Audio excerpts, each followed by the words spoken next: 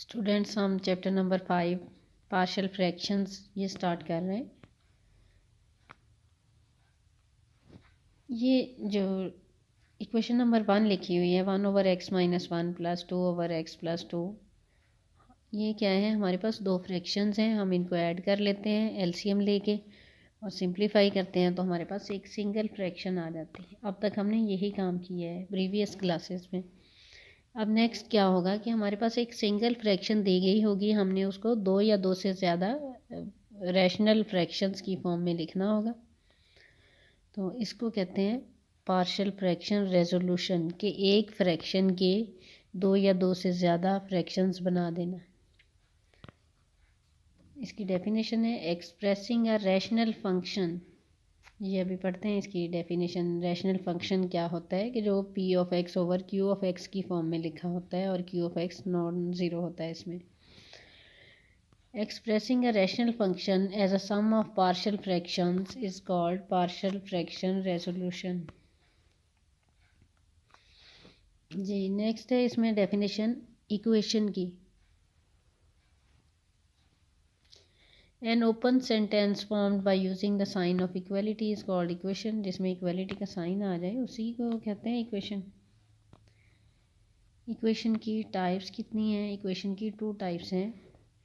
एक होती है कंडीशनल इक्वेशन और दूसरी होती है आइडेंटिटी इक्वेशन। जितनी अभी कैलकुलस में आपने यहाँ तक पढ़ी हैं ये आपने कंडीशनल इक्वेशंस पढ़ी हैं। आपने क्या किया, इक्वेशन को सॉल्व करते हैं और एक्स की जो वैल्यूज़ आ जाती हैं आप कहते हैं कि यही वैल्यूज़ इस इक्वेशन को सेटिस्फाई करती हैं। तो इस किस्म की इक्वेशंस को कह देते हैं कंडीशनल इक्वेशंस। ये इसकी एग्जांपल्स भी हैं। 2x = 3 is a conditional equation. Conditional किस तरह से, यहाँ 2x = 3 में से जब हम x की वैल्यू निकालते हैं तो वो 3/2 आती है, कोई और नहीं आ सकती। ये इस पर कंडीशन इम्पोज हो गई है कि ये सिर्फ x = 3/2 के लिए ही ट्रू है। और ये हमारे पास इक्वेशन है x² + x - 6 = 0। इसको जब हम सॉल्व करते हैं x की वैल्यूज़ 2 और -3 आती हैं। तो ये भी स्टूडेंट्स कंडीशनल इक्वेशन है, बाकियों के लिए ये ट्रू नहीं होगी। x = 1 रखेंगे तो इक्वेशन की दोनों साइड्स इक्वल नहीं आएंगी। जी ये कंडीशनल इक्वेशन को हम सिंपली इक्वेशन ही कह देते हैं। आइडेंटिटी इक्वेशन क्या होती है?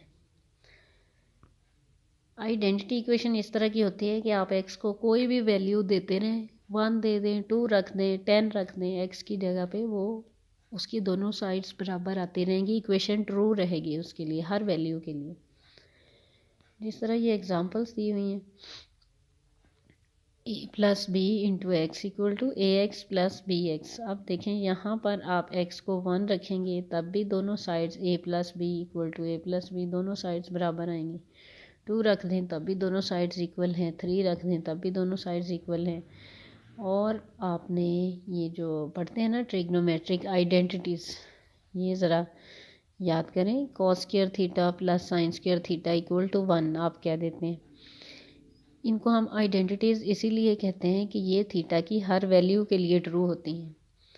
आप थीटा को 0 डिग्री रख लें तब भी cos² 0 + sin² 0 1 आएगा।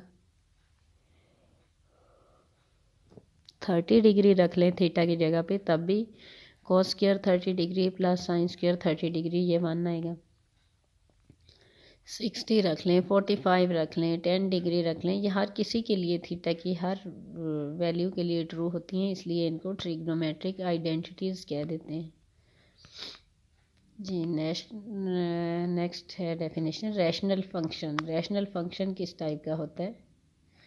ये रैशनल नंबर की जिस तरह हमने डिफ़ाइन किया है p/q, q not = 0, वहाँ पे क्या था, p and q इंटीजर्स थे।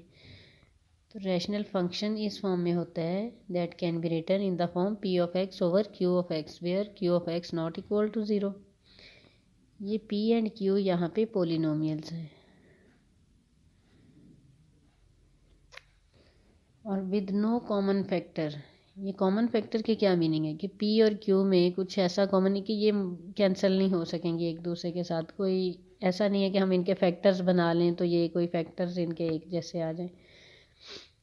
प्रॉपर रैशनल फ्रैक्शन ये क्या होती है कि a rational fraction p of x over q of x is called proper rational fraction.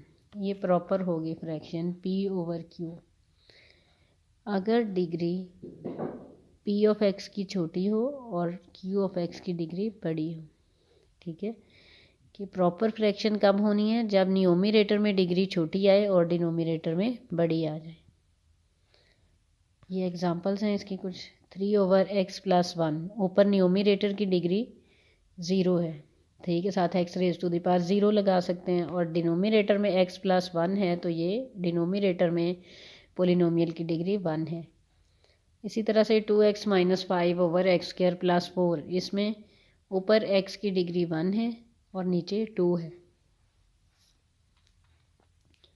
तो इस तरह की फ्रैक्शंस जिसमें न्यूमरेटर की डिग्री कम हो और डिनोमिनेटर की ज़्यादा हो इनको प्रॉपर रैशनल फ्रैक्शंस कह देते हैं। और इस तरह की रैशनल फ्रैक्शंस जिनमें p और q की डिग्री या सेम हो या p की डिग्री बड़ी आ जाए q से, इनको इम्प्रॉपर रैशनल फ्रैक्शंस कहते हैं। जैसे यहाँ पे ये एग्जांपल है आपके पास x ओवर 2x माइनस 3, ये देखें इसमें ऊपर डिग्री 1 है नीचे भी 1 है, इक्वल आ गई तो ये इम्प्रॉपर हो गई।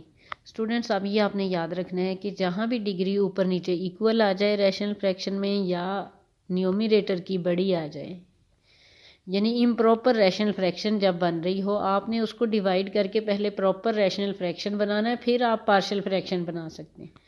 अब यहाँ पे देखें ये जो सेकंड एग्जांपल है इसमें ऊपर डिग्री 2 है नीचे भी 2 है। ये जो थर्ड एग्जांपल है इसमें ऊपर डिग्री 2 है और नीचे 1 है। इस तरह की फ्रैक्शंस को इम्प्रॉपर फ्रैक्शंस कह देते हैं।